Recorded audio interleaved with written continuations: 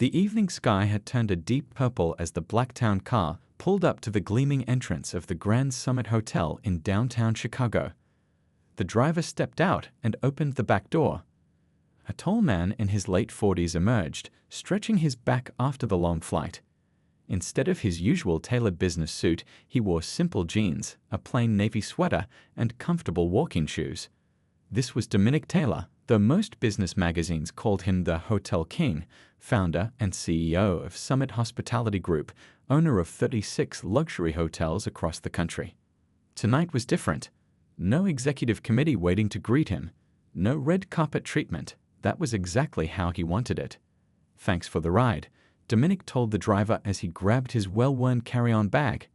He purposely left behind his expensive luggage, his designer watch, and anything else that might give away his identity. These mystery visits were something he did twice a year at each of his properties. The staff had no idea when he might show up, and that was the point. Dominic rubbed his tired eyes as he walked through the revolving doors. The Grand Summit Chicago was his flagship hotel, the first one he'd built from the ground up after years of scraping together investments and convincing skeptical bankers to take a chance on him. 20 years ago, nobody believed a kid from the South Side could create a luxury hotel empire. Yet here he stood in the gleaming marble lobby of his most successful property. The space buzzed with the quiet energy of a busy evening. A pianist played softly in the corner. Well-dressed guests moved through the lobby with shopping bags from expensive stores. The air smelled of fresh flowers and the signature citrus cedar scent his company used in all their properties. Dominic took a deep breath and put himself in the mindset of an ordinary guest. These visits were crucial. Despite all the customer satisfaction surveys and manager reports, nothing beats seeing the real guest experience firsthand. He'd discovered his most valuable insights this way.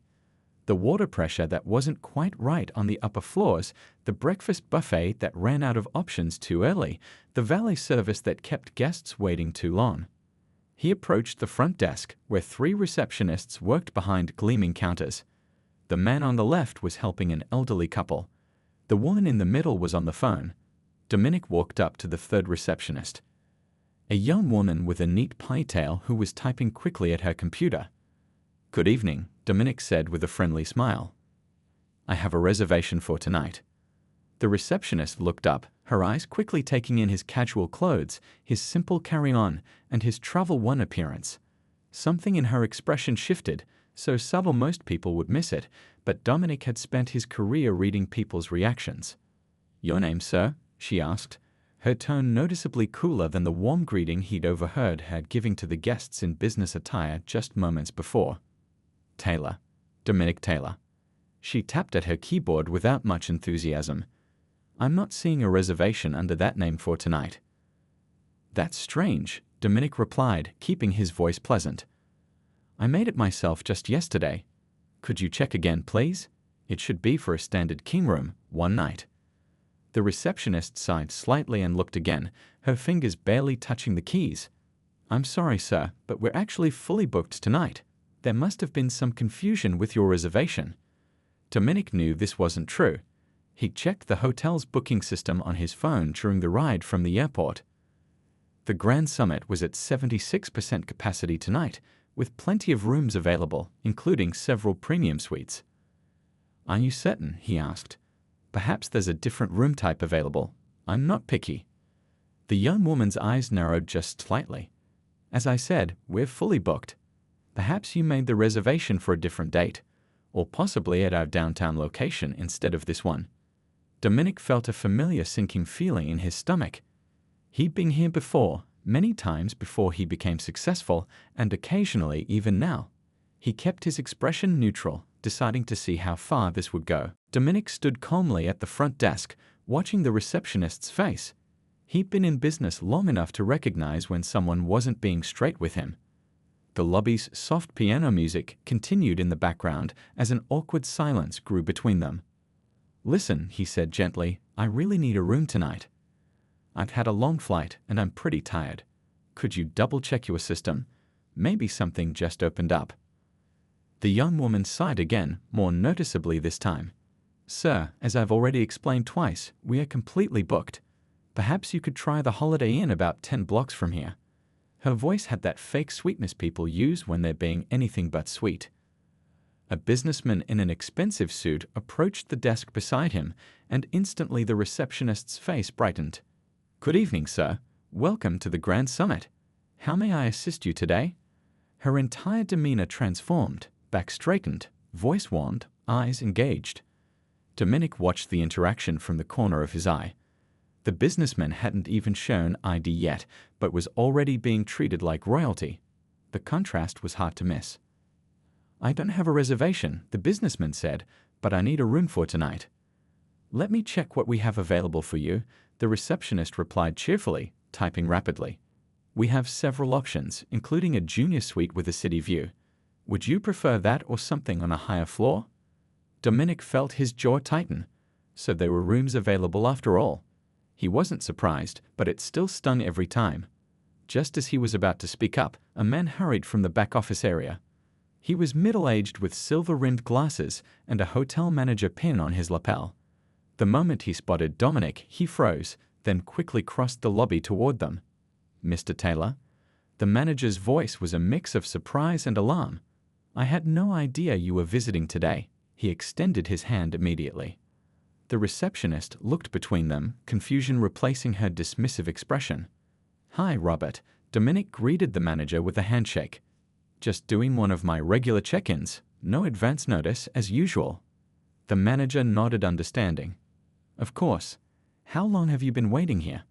His eyes darted nervously to the receptionist, who was now standing straighter than before, her face growing pale. "Only a few minutes," Dominic replied. "I was just discussing room availability with your colleague here."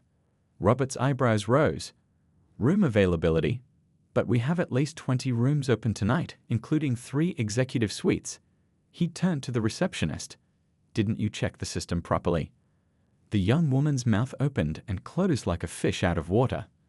I thought we were fully booked," she stammered unconvincingly. The businessman who had been getting help looked confused. "Wait, who is this guy?" he asked, gesturing toward Dominic. Robert straightened proudly. "This is Dominic Taylor, the founder and CEO of Summit Hospitality Group. He owns this hotel and all our other properties nationwide." Now it was the receptionist's turn to freeze. Her eyes widened as she looked again at Dominic, really looked at him this time, beyond the casual clothes and tired appearance. Recognition finally dawned on her face. His photo hung in the employee break room, after all. The businessman whistled low. "Well, I'd say someone's in trouble," he muttered, grabbing his keycard and stepping away quickly. Robert turned to Dominic, mortification clear on his face. "Mr. Taylor, I can't begin to apologize enough for this misunderstanding. Please, let me personally escort you to our best suite right away." Dominic held up his hand. "Actually, Robert, before we do that, I'd like to have a word with both you and—" He glanced at the receptionist's name tag, Natalie. "In private, please." The color drained completely from Natalie's face. She looked like she might be sick. Robert nodded stiffly and gestured toward his office. "Of course, sir. Right this way." As they walked across the lobby, Dominic noticed several other staff members watching with worried expressions. Word traveled fast in hotels. He kept his face neutral, not wanting to create a scene for guests to gossip about. This wasn't about public humiliation, it was about something far more important. Inside Robert's office, the manager quickly offered Dominic the seat behind the desk, his own chair. But Dominic declined, choosing instead one of the visitor chairs. He wanted conversation, not confrontation. "Please, both of you sit down," he said calmly. Natalie perched on the edge of her chair like she might bolt at any second. Robert sat ramrod straight, already launching into apologies. "Mr. Taylor, I assure you this is not how we train our staff to." Dominic raised his hand again, and Robert fell silent immediately. "Natalie," Dominic said gently, turning to the receptionist. "I'd like to ask you something, and I want an honest answer." She nodded nervously, hands clasped tightly in her lap. "Why did you tell me we were fully booked when we weren't?" The office fell silent. The only sound was the soft hum of the air conditioning and the distant muffled voices from the lobby. Natalie looked down at her hands, then at Robert, clearly hoping he might answer for her. But Robert just waited, his face a mix of embarrassment and concern. Natalie began, then stopped. She swallowed hard and tried again. I'm not sure what happened. I must have misread the system. Dominic leaned forward slightly. Natalie, I promised I wouldn't get angry, and I'm keeping that promise. But I need honesty right now, not excuses. We both know the system showed available rooms. You just offered one to another guest right in front of me. Her eyes welled up with tears. I'm going to lose my job, aren't I? That's not what I asked, Dominic said quietly. I asked why. Robert shifted uncomfortably in his chair. Sir, if I may. Please, Robert, Dominic said. I'd like to hear from Natalie. The young woman took a deep breath, tears now running down her cheeks. I thought you couldn't afford it, she whispered finally. You didn't look like our usual guests. And there it was. The simple, painful truth. What do your usual guests look like? Dominic asked, keeping his voice gentle. Natalie gestured vaguely. You know, business suits, designer luggage, expensive watches. People who look like they belong in a 5-star hotel. And I didn't look like I belonged. She shook her head miserably. I thought maybe you wandered in from the street or something. I was trying to protect the hotel's image. As soon as the words left her mouth, she seemed to realize how they sounded. Her eyes widened in horror. Oh God, I didn't mean. It's okay, Dominic said, though they both knew it wasn't. At least we're being honest now. Robert looked like he wanted the ground to swallow him whole. Mr. Taylor, I assure you this is completely unacceptable. We'll terminate her employment immediately and… No, Dominic said firmly. That's not what's going to happen. Both Robert and Natalie looked at him in surprise. Dominic leaned back in his chair, studying them both. Let me tell you a story. 23 years ago, I was trying to get a loan to start my first small hotel. I had an appointment at the bank, wore my only decent suit, which wasn't very decent, to be honest. The receptionist at the bank took one look at me and said they weren't accepting new clients. I explained I had an appointment, but she insisted I was mistaken. He paused, remembering. I sat in that lobby for 3 hours, watching person after person get helped. Finally, the loan officer I was supposed to meet came out, recognized my name, and was shocked I'd been waiting so long. The receptionist suddenly found my appointment in the system. Natalie was listening intently now, her tears flowing. That loan officer apologized, but then rejected my application anyway. Said I wasn't the right fit for their bank. 6 rejections later, I finally found someone who judged me by my business plan instead of how I looked. Dominic leaned forward again. Do you know why I do these mystery visits, dressed like this? Both shook their heads. Because I want to see how you treat ordinary people. Not VIPs, not celebrities, regular folks who saved up for a special night, who deserve the same respect as anyone else walking through those doors. Our company motto is, everyone deserves extraordinary service. I meant everyone. Robert nodded solemnly. We failed you tonight, sir. No, Dominic corrected. You failed our guests. I just happened to see it firsthand. Natalie wiped her face, looking thoroughly miserable. So what happens now? Dominic considered her question carefully. The easy path would be to fire her, make an example of her. But he built his career on taking harder, more meaningful roads. Now, he said, we learn from this. Natalie, do you understand what happened here tonight? She nodded slowly. I judged you based on how you looked. I made assumptions that weren't fair or right. And do you understand why that's a problem in hospitality in life, really? Yes, she whispered. It was wrong. And discriminatory. She could barely get the word out, but she said it. I appreciate your honesty, Dominic said. Most people would still be making excuses. That tells me something important about your character. He turned to Robert. Here's what we're going to do. First, I want a complete review of our training processes. How are we teaching our staff to welcome guests? What messages are we sending about who belongs in our hotels? Robert quickly pulled out a notepad and began writing. Second, I want Natalie to help develop a new training module specifically about unconscious bias in hospitality. She'll work with our HR team at headquarters for the next month. Natalie's head snapped up in surprise. You're not firing me. Would firing you solve the larger problem? Dominic asked. Or would it just make us feel like we did something without actually changing anything? Robert looked thoughtful. So we're using this as a learning opportunity for the entire company. Exactly, Dominic nodded. Sometimes our biggest mistakes can lead to our most important improvements, but only if we're honest about them and committed to doing better. Dominic stood up, signaling the end of their conversation. Now, if you don't mind, I've had a very long day. I'd still like that room. A standard room, not a suite. I'll be evaluating it like any other guest would. Robert jumped to his feet. Yes, sir, right away. As they walked back toward the lobby, Natalie hesitated, then spoke quietly. Mr. Taylor, thank you for giving me a chance to make this right. Dominic stopped and turned to her. 20 years ago, someone gave me a chance when they could have shown me the door. Sometimes that's all any of us need. The next morning, Dominic woke up in room 712, a standard king room with a decent view of the city skyline. He'd slept better than expected despite everything that had happened. After a quick shower, he ordered breakfast from room service, curious to see how that experience would go. 20 minutes later, there was a knock at his door. He opened it to find a young man with a breakfast cart who smiled warmly. Good morning, sir. I have your breakfast order. The server wheeled the cart in without any change in his friendly demeanor, even though Dominic was still in the hotel's complimentary robe with his hair slightly damp from the shower.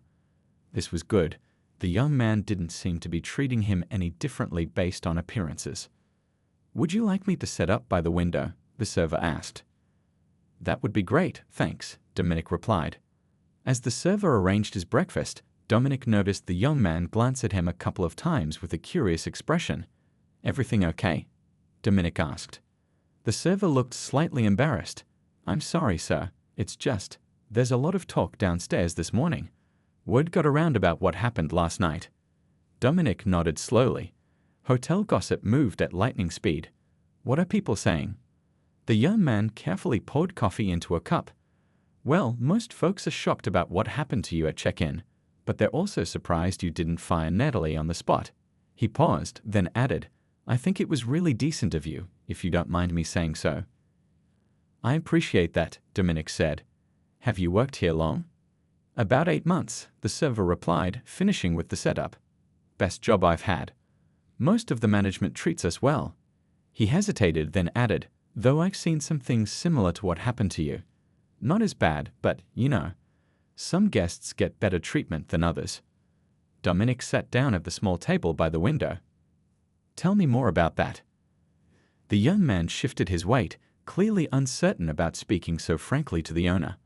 Well, sometimes when people come in dressed casual, or they don't look like they have money, they get put in the less desirable rooms. All the wait staff is told to serve the VIP tables first, even if other guests have been waiting longer. I see, Dominic said thoughtfully. And has anyone ever talked to you about how to decide who's a VIP? The server looked uncomfortable. Not directly, sir. It's just sort of understood, I guess. He gestured vaguely. You know, the way people dress, how they talk, what car they arrive in. This was exactly the problem Dominic had been concerned about, unspoken rules and assumptions that created a culture of judgment. Thank you for being honest, Dominic said.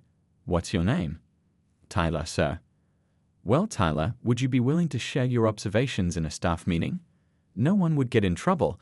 I just want people to understand these issues from different perspectives. Tyler considered this for a moment, then nodded.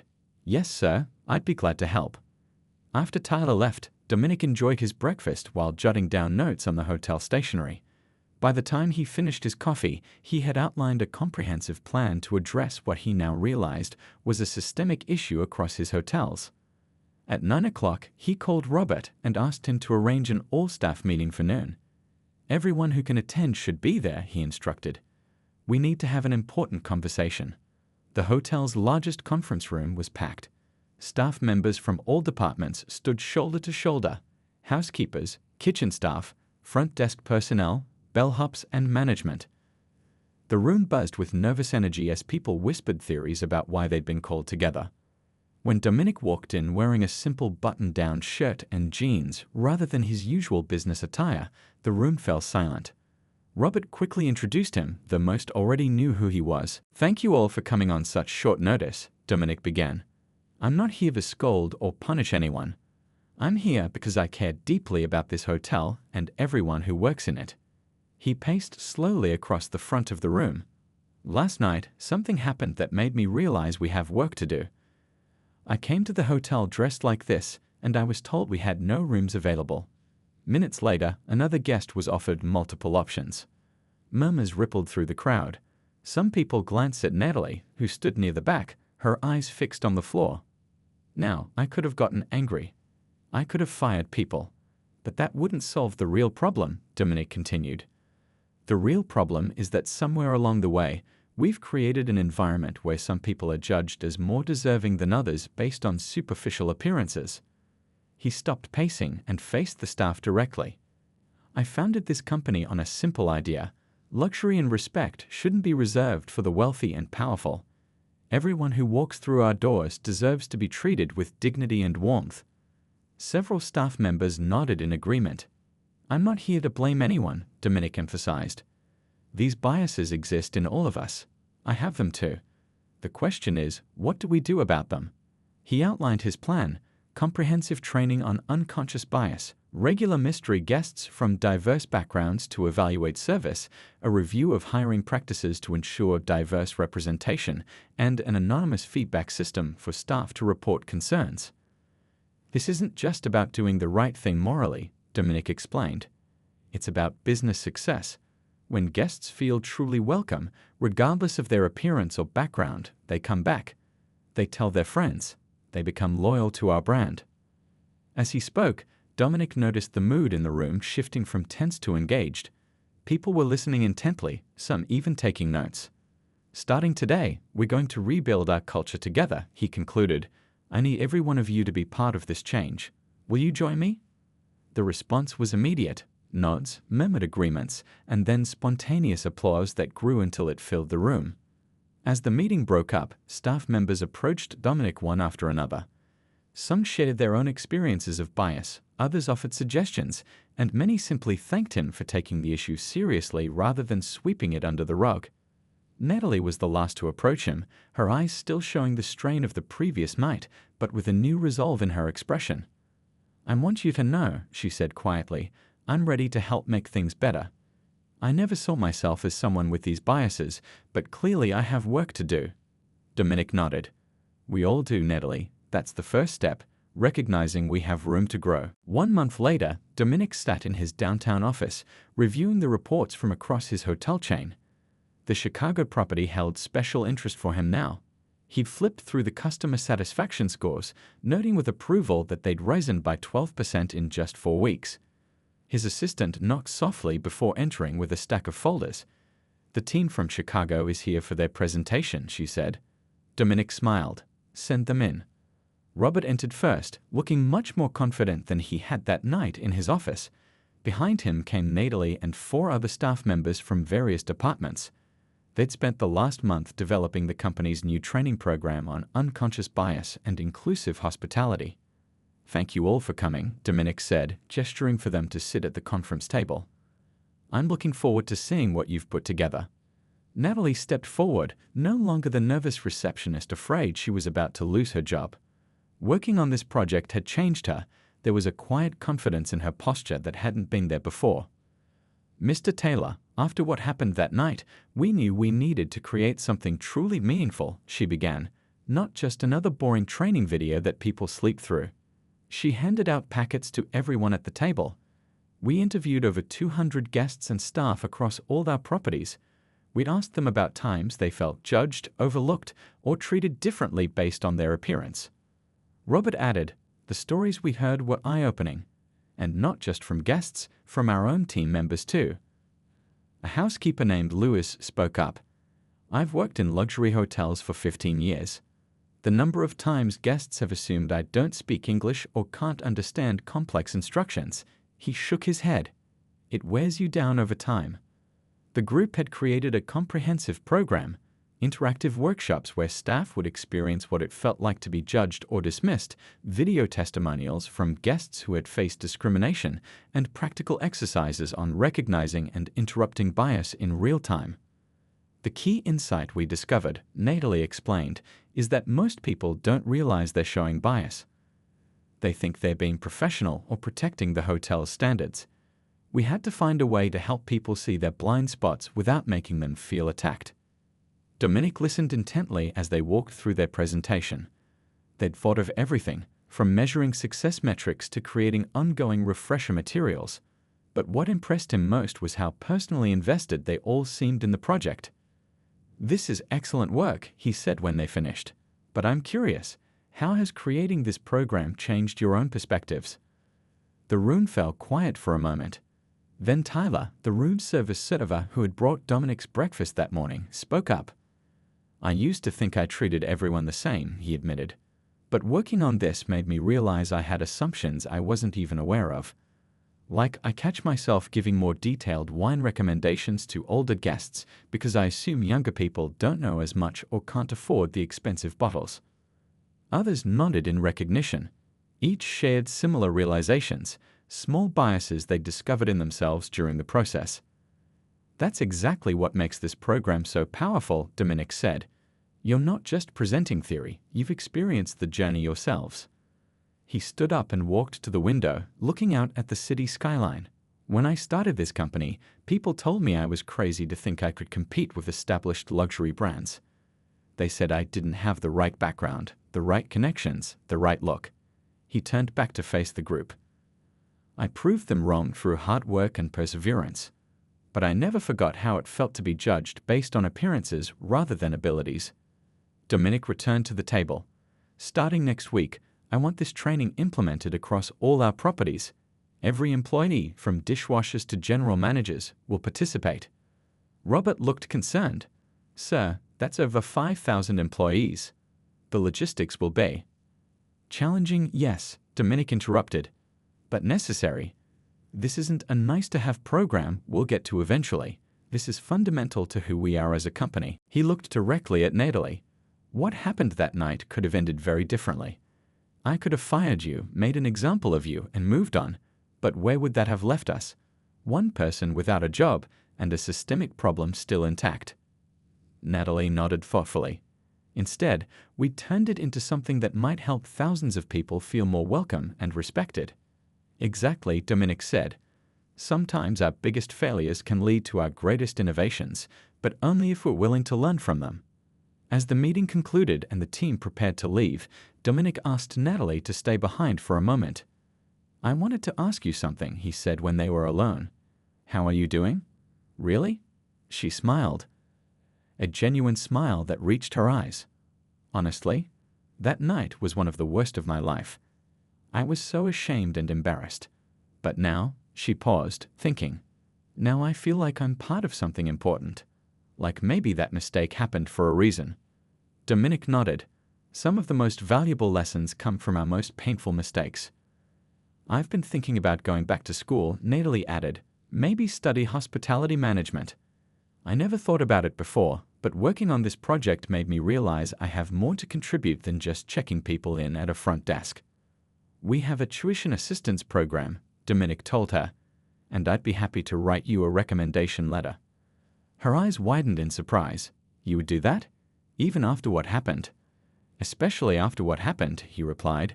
"You've shown integrity, growth, and leadership, exactly the qualities this industry needs." As Natalie left his office, Dominic sat back in his chair, reflecting on the unpredictable chain of events that had unfolded from that uncomfortable night.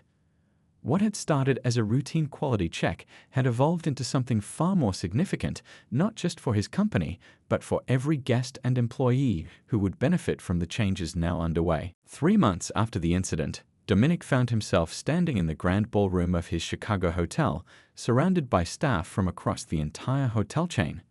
The room buzzed with energy as people mingled, sharing stories and experiences from the training program that had now been implemented at every property.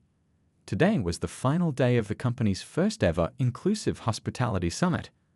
Hotel managers, front desk staff, housekeepers, chefs, and maintenance workers had all gathered to celebrate their progress and plan for the future. What had started as one uncomfortable night had transformed into a movement within the company. "Can I get everyone's attention, please?" Robert called from the stage. The crowd quieted as Dominic made his way forward. "Thank you all for being here," Dominic began, looking out at the sea of faces. 6 months ago, I stood in this very hotel, not as the CEO, but as a guest who was judged by his appearance rather than his character. That experience could have ended with anger and punishment. Instead, it sparked something remarkable. He gestured to the banner hanging above the stage. Everyone belongs here. Since rolling out our training program, customer satisfaction scores have risen across all properties. Guest complaints are down. Staff retention has improved, but the numbers only tell part of the story. Dominic pointed to a wall covered with handwritten notes from guests and employees. These testimonials tell the real story. People who felt truly welcomed for the first time, employees who found new purpose in their work, guests who chose our hotels specifically because of our commitment to treating everyone with dignity. He invited Natalie to join him on stage. She looked completely different from the frightened receptionist of that first night, confident, poised, and passionate about her new role as program coordinator. The journey hasn't been easy, Natalie admitted to the crowd. Some staff resisted at first. Some quit. Change is hard, especially when it requires us to confront uncomfortable truths about ourselves. An older gentleman in a chef's uniform raised his hand. I've been cooking in hotels for 32 years. Thought I knew everything about hospitality. This program taught this old dog some new tricks. Now I make sure my kitchen staff know that everyone deserves our best effort, whether they're ordering the cheapest item or the most expensive. Stories like this continued as people shared their experiences. A bellhop talked about changing how he greeted guests. A housekeeper described feeling more valued by management. A front desk supervisor explained how they'd revised room assignment policies to ensure equal treatment. What struck me most, said a manager from the Boston property, was realizing we had unwritten rules about who belonged in our hotel. We never said it out loud, but we were sending messages through our behavior about who was welcome and who wasn't. Now we ask ourselves, are we treating this person the way we treat our most valued guest? As the sharing continued, Dominic noticed a woman in a business suit at the back of the room, watching intently. He recognized her immediately, Vanessa Robinson, CEO of their largest competitor in the luxury hotel market. When there was a break in the program, she approached him. My PR team told me about your initiative, she said without preamble. I was curious to see if it was just a publicity stunt. Dominic smiled. And what's your conclusion? That you're onto something important, she admitted. We've had similar incidents at our properties. Most companies would handle it with a quick firing and some damage control. What you're doing is more substantial. It's not just about avoiding bad publicity, Dominic explained. It's about building the kind of company I always wanted to work for, one where everyone truly belongs. Vanessa nodded thoughtfully. The industry needs this. Would you consider sharing your training materials with other hotel groups? Perhaps through an industry association? The request surprised him. You want to collaborate? We're competitors. On room rates and amenities, sure, she replied. But on creating a more inclusive industry. I think that's something we can all get behind. By the end of the day, executives from 5 major hotel chains had approached Dominic with similar requests. What had begun as an incident at one hotel was spreading into an industry-wide conversation about bias and belonging. That evening, Dominic found himself back in the lobby where it all started. He stood quietly, watching guests arrive and staff welcome them, all kinds of people from different backgrounds, each receiving the same warm greeting, the same attentive service. Tyler, now promoted to guest services manager, spotted him and came over. Quite a change from that night, isn't it? He said, nodding toward the front desk where a new team of receptionists welcomed guests with genuine smiles. It is, Dominic agreed, but we still have work to do. Always, Tyler nodded, but at least now we're on the right path. As if to prove his point, an elderly couple in simple clothes approached the desk looking tired from travel. The receptionist immediately brightened, offering them a warm welcome and their choice of available rooms, the same treatment she'd just given to the well-dressed business executives before them. Dominic smiled. Sometimes the most powerful changes start with the simplest shift in perspective. 1 year later, Dominic stood at the podium in a packed conference hall. The annual Hospitality Industry Excellence Awards were the biggest event in the hotel business, and tonight his company was nominated in several categories. He adjusted his tie nervously as he looked out at the crowd of industry leaders. Among them sat Natalie, now enrolled in business school while working as the company's first director of inclusive guest experience. Robert was there too, recently promoted to regional manager after the success of the Chicago properties transformation. The next award, announced the host, is for Outstanding Industry Innovation. This award recognizes a breakthrough idea that has the potential to transform our industry. Dominic held his breath as they read the nominees. When they announced Summit Hospitality Group's Everyone Belongs initiative, the room erupted in applause. And the winner is Summit Hospitality Group. The crowd rose to their feet as Dominic made his way to the stage. This wasn't just any award, it was recognition from peers that what they'd created mattered beyond their own company walls. "Thank you," he said, accepting the crystal trophy. "But this award doesn't belong to me. It belongs to a young receptionist who made a mistake, admitted it, and helped turn it into an opportunity for growth." He gestured toward Natalie, who wiped away tears as the spotlight briefly found her in the audience. "1 year ago, I checked into my own hotel and was told there were no rooms available, while watching another guest get offered multiple options right beside me." A murmur went through the crowd. "I could have fired the receptionist on the spot. Problem solved, right?" Dominic shook his head. But the real problem wouldn't have been solved at all, because the real problem wasn't one employee's bias. It was a culture that allowed judgment based on appearances to go unchallenged throughout our industry. He looked around the room, making eye contact with many of the hotel executives who had now adopted versions of their training program.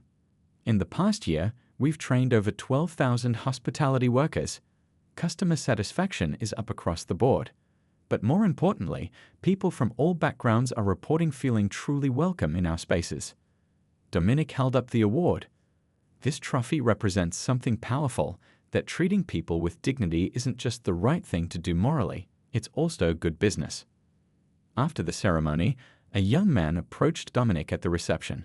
He wore a hotel uniform from one of their competitor chains. "I wanted to thank you, sir," the young man said. "I work the front desk at the Grand Plaza. Before your program came to our hotel, I was thinking about quitting. I was tired of watching my managers treat people differently based on how they dressed or what they looked like." "And now?" Dominic asked. "Now our whole approach has changed. Our manager actually hired a homeless man who came in from the cold one night. Turns out he was a former chef who fell on hard times. Now he's running our breakfast service and doing an amazing job." Stories like this had been flooding in from across the country as the initiative spread. What began as a personal slight had triggered a ripple effect throughout the entire industry. Later that evening, Dominic returned to his hotel room and found a small gift box on his bed with a note from his staff. Inside was a simple key card framed in a shadow box.